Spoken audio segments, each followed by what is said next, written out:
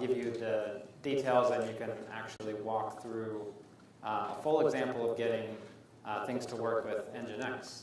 So that should be pretty cool. So in terms of an overview, it's security, that is encryption, hardware acceleration, and compression hardware acceleration. And what we do is we have APIs, so you're not having to write low-level software to actually use our hardware that does this acceleration. You can actually write at a higher level using these APIs that we have, and then over time, and this is we've shown this has been true back from our codename Cave Creek all the way back in 2012 until like last year we released a number of new products based on QuickAssist, and essentially the same code that worked then can work now. Maybe very, very slight changes that you'd have to make. So it's that value that you have right in your applications to use QuickAssist, and then over the years they can just continue to use it as the newer, faster, better hardware comes out. Question? Okay. There's a question to see if the spotlights here could be modified. They're given a glare, or okay. So if something could be done about that. You might have to sit back further. There's no glare back here. Okay. Is it better in the back? All right. All right. We'll see if they can do something about that. Is that better? Okay. All right, so yeah, the patches that we have to various open source software, we'll get into that as well. So if you don't want to have to actually use the APIs themselves, and that's true in the lab that we're going to do, you can actually use QuickAssist without having to know that low-level detail. In terms of the hardware that we support, I mentioned a product called Cave Creek, released in 2012. Since then, other ones including Coletto Creek. There was a codenamed Rangeley, which is this Intel Atom processor C2000. And I think last year was the so-called Lewisburg chipset, the C62X chipset. And there are add-in cards available for those and some other products. Codenamed Denverton was the Intel Atom processor C3000. And then there's also a couple of Xeon processor D SoCs that can make use of QuickAssist as well. So there was Broadwell DNS was a code name for one of those, Skylake D as well. If you're interested in more of those, you certainly can find, if you remember some of the names that I mentioned, or if you look up these particular numbers, you can find information on arc.intel.com. And I'll mention some of the other websites we have where you can find some other marketing information.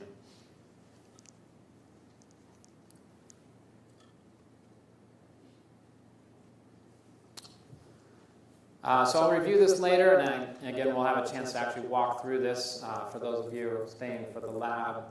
In terms of actually using it, you're here, presumably engineers trying to get your some sense of the latest technology and actually wanting to use the technology. You should get your hands on some Intel QuickAssist hardware, which we'll have some remote access to. The available resources that are out there, we do have those marketing materials at intel.com/QuickAssist. We have most of our technical collaterals on 01.org, our open source technology website. That's at /Intel QuickAssist Technology.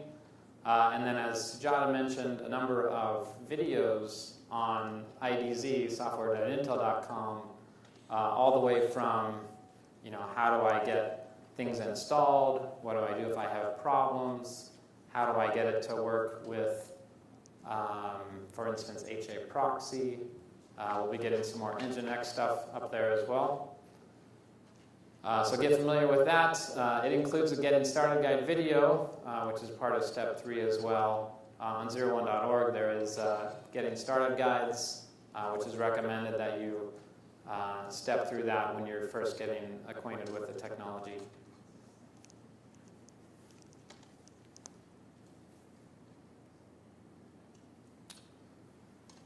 And I'm sure many of you here are familiar with the idea of hardware acceleration, but in case you aren't, the idea is not so much that we're doing something that can't be done on CPU cores. It's that we'd like to be able to use our cores more efficiently. We want them to do other things. And if we're spending a lot of time doing compression operations or encryption operations, either we won't be able to do the other things, or somehow we'll be limited or have to buy more hardware. So this idea that we can offload these workloads to Intel QuickAssist Technology is a very compelling one. And the way that it works, these show up as PCIe devices. So they could be, in your traditional sense, as like an add-in card or included in the chipset. Although even in our SoC versions of the products, they're included as, or they show up as PCIe devices. And below the APIs, the way that this works is with the APIs, you're essentially putting the information that relates to your request, whether if it's encryption, it could be your payload, it could be your keys, maybe an initialization vector. You're putting that into memory, and then you're calling the QuickAssist API, and essentially it's putting a request on the ring, and then either through a polling method or an interrupt method, at some point later you're either going to check or be notified that a result is ready for you. So you don't have to do the synchronous type of thing where you say, hey, core, do this job for me, wait a while, it cranks, and then you get control back basically from the core. In this case, you're saying, hey, go do this job. The core can do something else and either poll for results, check on it later, or get that interrupt back and then deal with it then.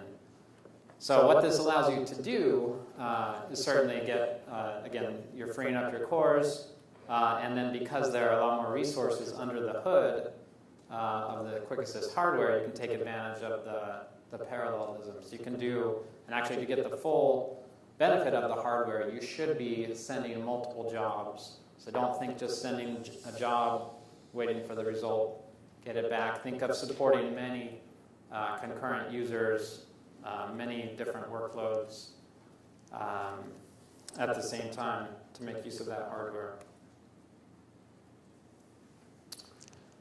Some of the algorithms that we support, AES you would expect, DES and triple DES, these are getting a little long in the tooth, but these are supported as well. Your hashing algorithms, chaining operations, so if you're doing some encryption with a hash at the same time, you can get some PCIe bus efficiencies by doing those together. There's also the public key, RSA, Diffie-Hellman, elliptic curve, and then on the compression side of things, the deflate and inflate.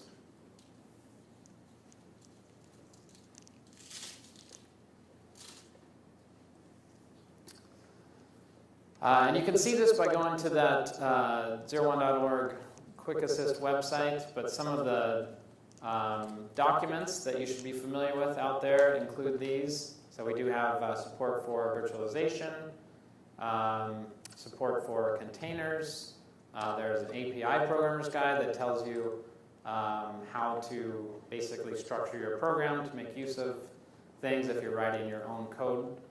There's the cryptographic API reference manual, which gives you the very, I guess at the lowest level of the API, how do I actually create a encryption request to send to QuickAssist, or a compression or decompression request to send to QuickAssist.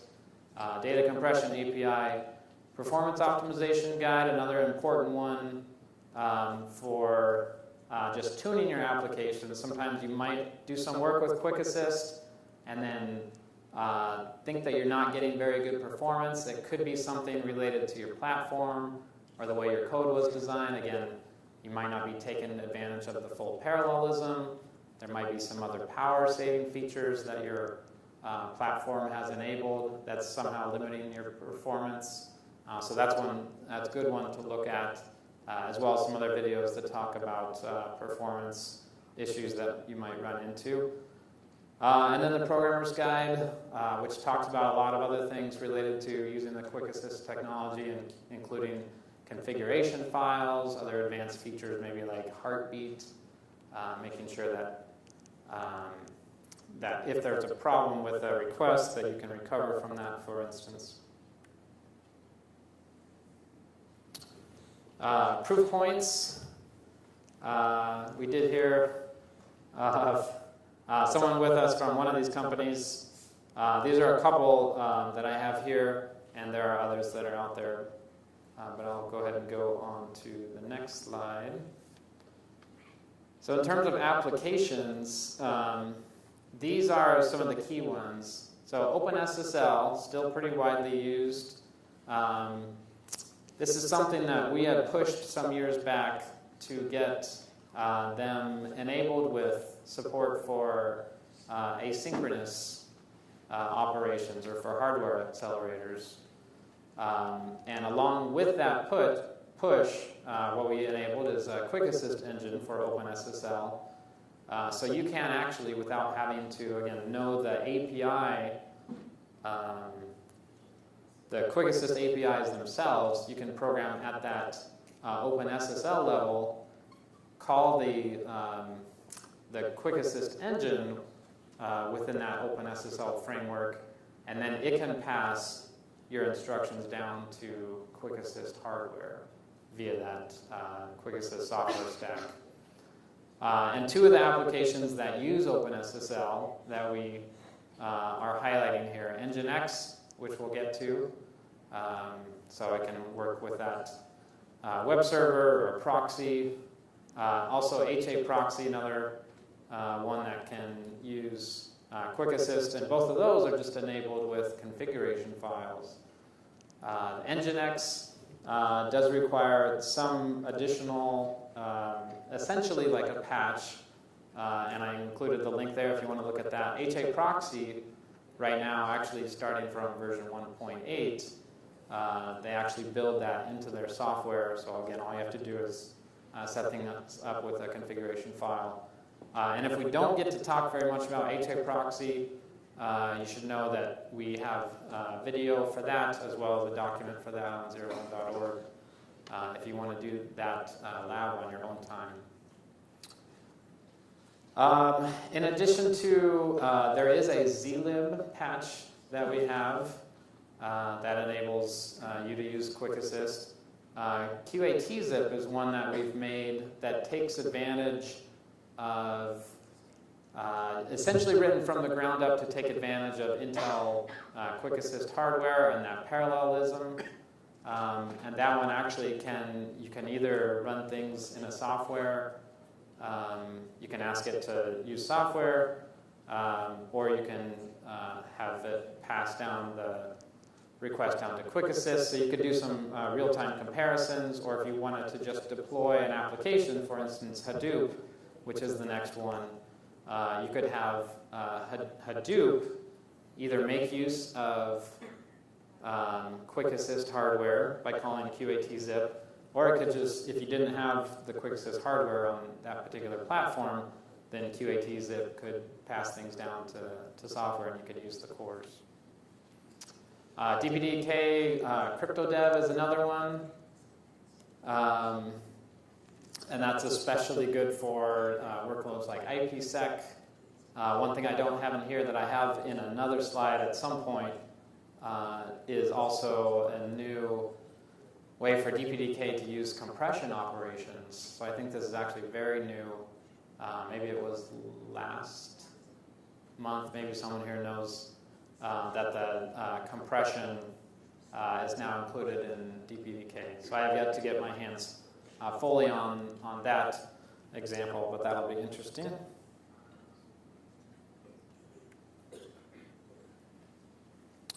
In terms of DPDK's crypto stack, it looks like this. So you can have an application that would call CryptoDev, and it could either pass things down to QuickAssist hardware, or you could use ASNI or whatever. So that's just a little map of what that would look like.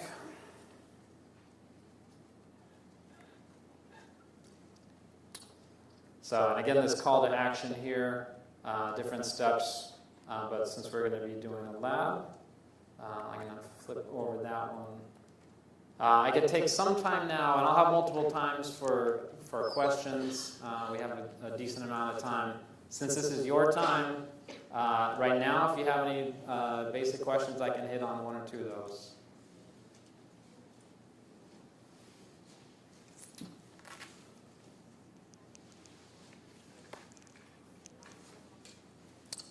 I do have in this presentation as well some other, what I might call advanced topics. I think what I'm going to do now, unless someone stops me, is go ahead and flip over to an NGINX slide deck. Okay. Do you have any support for, in addition to inflate and deflate, do you have support for rolling hash computations on the QAT hardware? So the question is rolling hash computations.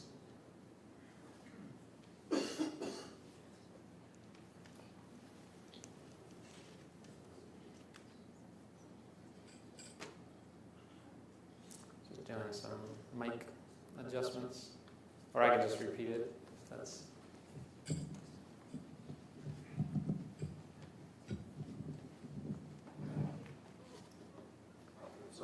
my question was regarding compression. So in addition to inflate, deflate, do you have any support for like rolling hash computations? Is this idea of compressing and building a chain of... So essentially for like string matching, right? So you have like hash, so you Okay. keep computing the rolling set of hashes. Well, we do support hash operations. I think right now we don't have, and I don't know if this is your question or not, you can tell me. We don't have a chained compression plus hash operation. Is that kind of what your question is? Yeah, that's what my question is. Okay. We have looked at that, and we could talk about that, talk about the compelling, that as a compelling feature. So it's a possibility. We can have some time to talk about that after this. Okay. And another question I had is like I'm like a little familiar with QAT, so I'm not sure if you're going to cover this particular portion. So the acceleration device framework, right? So that actually creates threads of its own. Mm-hmm. So I don't know what those threads are specifically for. Maybe to monitor the QAT devices. But is there a way to like disable those threads in it, or? So there's, and this is a little bit of an advanced topic. So with like the product that released in 2012 and 2013, so we had this on an older branch of the driver that did create more threads. With that branch, which is still available on that hardware, there is a compile time flag ICP without thread that you can use. I don't know if you've seen that or if that's the hardware that you're looking at. Yes, I think that might be okay. I didn't know. Okay. That might be it, but with the way that things are written with our so-called QAT 1.7 driver, which works on Coletto Creek and then the newer hardware that we have, the threading model is a little different. So if you haven't worked with those, I would take a look at that. Maybe you'll still see that some of the threading needs to be a little different. There are some programming mechanisms that you could make use of potentially. But yeah, we could talk about that as well. Okay, good questions.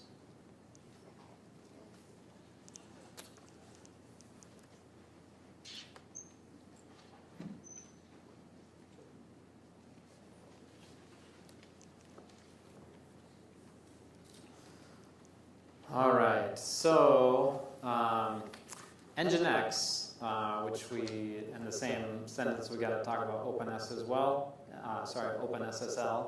as well. a couple slides here, and I purposefully left in one of these that is pretty dated. So if you look at the footnote here from 2016, we see that 75% of internet traffic will be encrypted, I guess, by 2019. Now, I did a little bit of looking as to how this was trending, and I did see a report from last year that suggested something more on the order of like 72%. That was in 2017.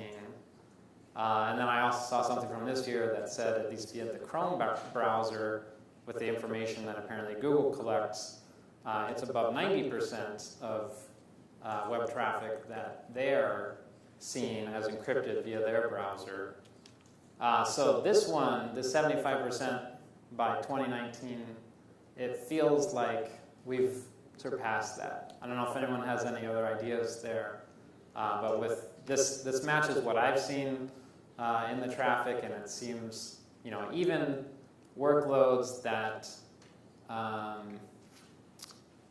were maybe not viewed as needing to be as private in the past, although you could argue that they could be, they pretty much are. So YouTube is pretty much all encrypted now. Netflix, of course Facebook, all these big websites just pretty much across the board doing encryption, and it seems like now it's only these small players, smaller hosting services that are not using encryption. So we pretty much know that encryption is very pervasive now. Why not use it? And certainly with, whereas there might have been some economic factors before, that is, it's hard to get, a certificate for your website with the introduction of services like Let's Encrypt. Now that's not so much an issue anymore. So even if you're hosting your own website with a service, chances are they're going to give you a way to encrypt your website without trying to get much more money out of you. But it is a problem in that it's a workload, right? It takes cycles from your computer, and that's where Intel QuickAssist Technology has a good value add.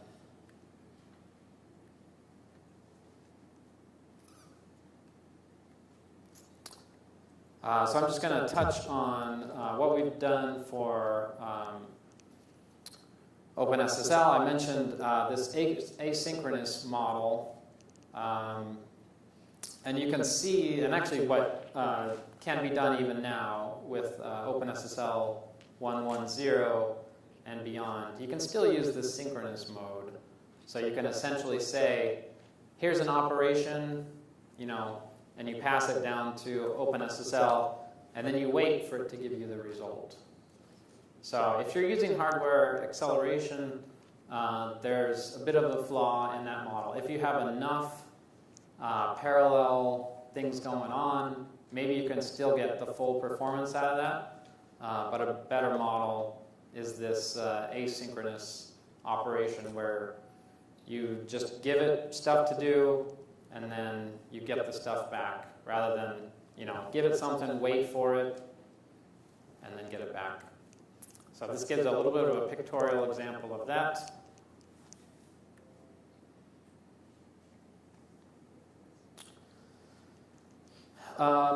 What we're going to be doing for those that are going to stay for the lab, and I'm just going to give an overview here, so we're not doing that just yet.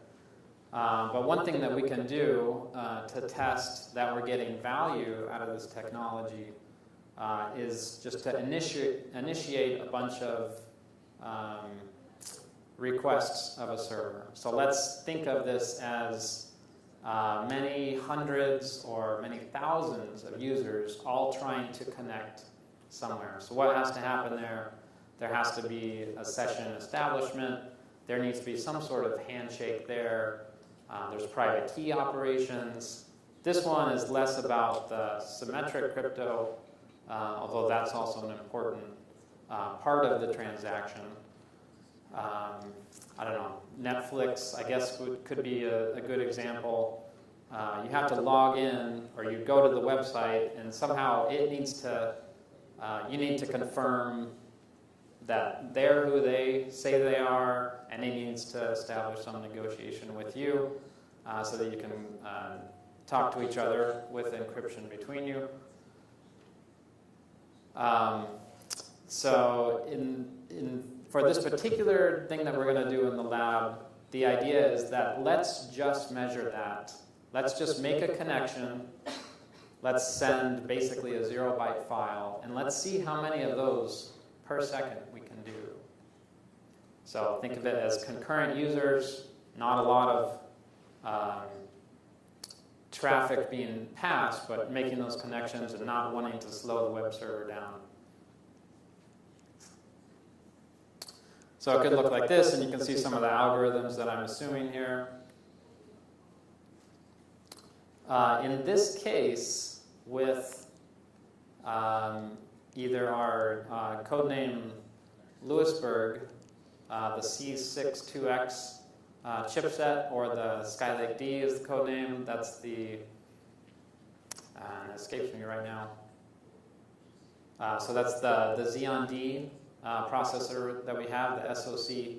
What we can see here is what we can do with just in the orange, if you can see that, what we can do on cores versus what we can do with that synchronous crypto with QuickAssist versus the asynchronous crypto with QuickAssist.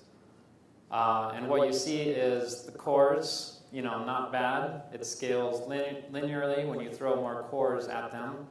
So with 16 cores and 32 threads, we can get up to 14,000 connections per second. So that many users, hey, let's make a connection. Okay, 14,000 of those per second.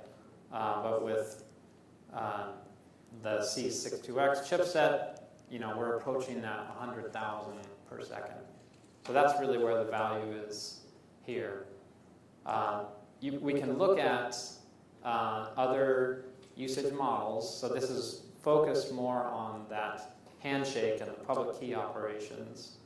But we could also show, and I don't think I have that material here, for the symmetric crypto. So let's say you're using Netflix, and probably those sessions last pretty long. So for them, it may not be about the number of connections per second, but the actual number of bytes that you're transferring over time. So if I'm streaming, you know, an episode of Stranger Things, and it's doing all that via HTTPS, then that is something that's going to stress that symmetric crypto, and that's where QuickAssist also has some value. So both of these are compelling. This one is just because in this case, these are 2K size keys. This one is particularly compelling.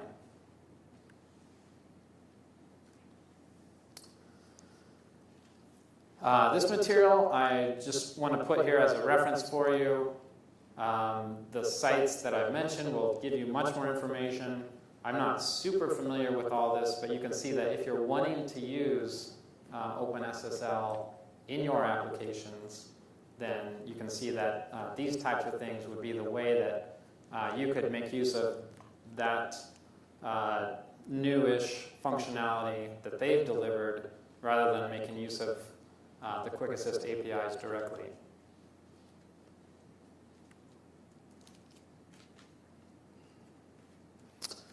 Just some of the algorithms that we support.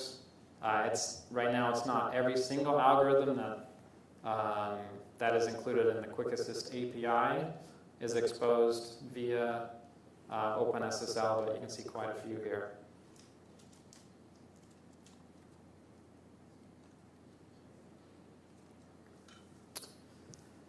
The NGINX infrastructure, what we've done is we've taken a look at what NGINX has provided, the free version. We figured out how to make certain changes to it so that it can make use of the QuickAssist, and that's what you're seeing here, some of the summary of what we've done.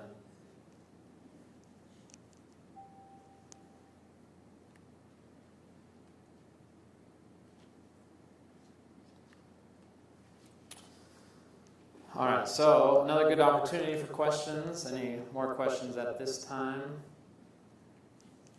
Go ahead. What are the plans for adding additional algorithms to QuickAssist over time to perform? That's probably going to be more, so the question there, what additional algorithms will be added to QuickAssist? I think since this is not an NDA forum, then I won't be talking about any future work that we may not have announced. Question? Yeah, regarding the integration of that in NGINX, is there going to be a secure channel between secure enclaves and QuickAssist? Right now, I don't believe we have done any work with that. Yeah. Repeat the question. Sorry, the question was, and tell me if I get this wrong, secure enclaves and QuickAssist, is there that secure channel between them? Right now, QuickAssist is not making use of those secure enclaves. I mean, I meant the opposite, kind of accessing QuickAssist from a secure enclave. So I'm not super familiar with secure enclaves. I do know that, and maybe this will answer your question, I don't know. If you can set things up in RAM and the driver is able to access that memory, then you would be able to make the QuickAssist calls and be able to write to it. So I don't know, maybe you could educate me there as to whether or not that could work. I don't know if there's a... So I guess you're enabling DMA access from the drive from... Yeah, it is a DMA operation that happens. You got to set up the memory both for your inputs and your output. You do the API call, and then the result gets written into memory. Question? I may be guessing at what the previous person was asking, but is there any onboard key storage that is considered secure on the QuickAssist cards, so that I don't have to put the keys that I'm trying to use in my regular DRAM and DMA them on and off the card, but Yeah. I have them pre-populated? Good question. Question there, is there a way to basically secure keys for use with QuickAssist or maybe even other software so those aren't exposed to RAM? And the answer is we do have Intel key protection technology, and we probably have some other technologies that apply, but at least within the context of QuickAssist, we have enabled for your public key operations, there is a way for you to set that up so that you can load your private key into a secure part of the QuickAssist hardware, and you're doing some key wrapping. You can essentially do that, so you don't have to have your keys actually exposed in RAM, and that makes use of the TPM technology, I believe. There is a limitation for, I guess, this latest generation in that it is not going to work with like an add-in card because it needs that DMI connection to make use of the TPM. But yeah, that's an interesting technology, and that does apply. I don't have that in my slides here. If you're looking to use key protection technology, right now we have that. We've talked about that, we've reviewed it. You're not going to find much information on 01.org about that, so we might have to talk one-on-one about that.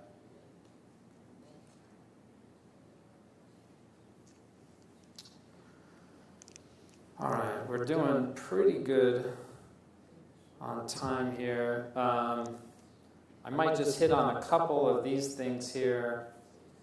So in terms of where Intel QuickAssist Technology, true or false, is it part of all CPUs? The answer, no, it's not part of all CPUs, and it's not classically in that sense part of the CPU. It is available as part of some SoCs. It's available as chipsets like the C62X chipset. as well as the add-in cards that we mentioned. Intel QuickAssist is a black box.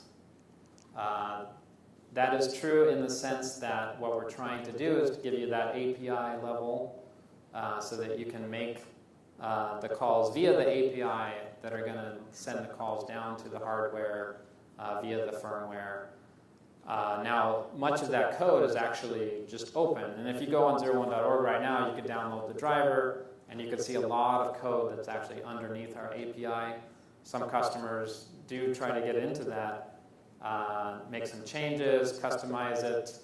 But what we try to do is to support you at that API level, and that has advantages for you, certainly, if you can do that. Let's see, just looking at, we talked about where the documentation was, some of the software that works with QuickAssist out of the box, HAProxy, we talked about, QAT zip. You can find links to that on our website.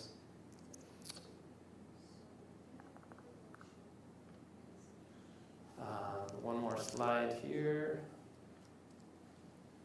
How do you know QuickAssist is being used on a particular platform? So, for instance, if you're running NGINX or OpenSSL and you have QuickAssist hardware, you might not be calling it the right way. There are some debug firmware counters that you can use. And you can look at those over time to see, okay, are there actually operations being sent to the hardware? Or do I, because I'm operating at this high level, do I just think that, QuickAssist should be doing this work when it's actually being done on cores, for instance? What Linux kernels supported?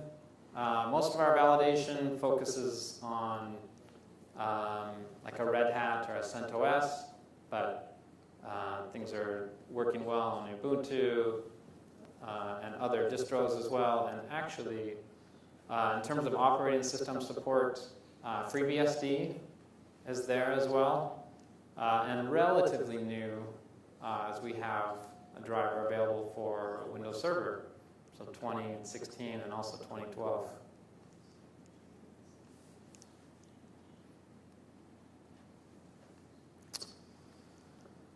All right.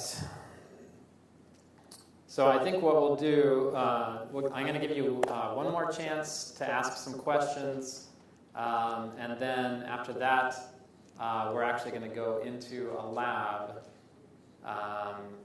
So for those of you that are ready, have access to the Wi-Fi, or we can help you actually, a limited number of you to get set up. So last chance for questions at this time before we go into the lab. The OpenSSL integration, do you support this SHA algorithms being offloaded? I'm sure that we do. And let me just go back to see what was on that list. Sorry, so do we support SHA with our OpenSSL integration? So on this, you can see like the symmetric chain cipher offload. If you can see that. Is that, whoops. Does that cover your question, or? I don't know. I was thinking more in terms of the standard, ECDHE, RSA, with the SHA-256. Okay. It's okay. I was just curious if you do it. Okay.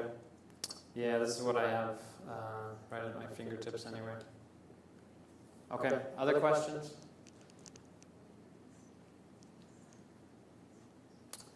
All right, then we are going to switch over to the lab. And for those of you, sorry, I'm coming down here now.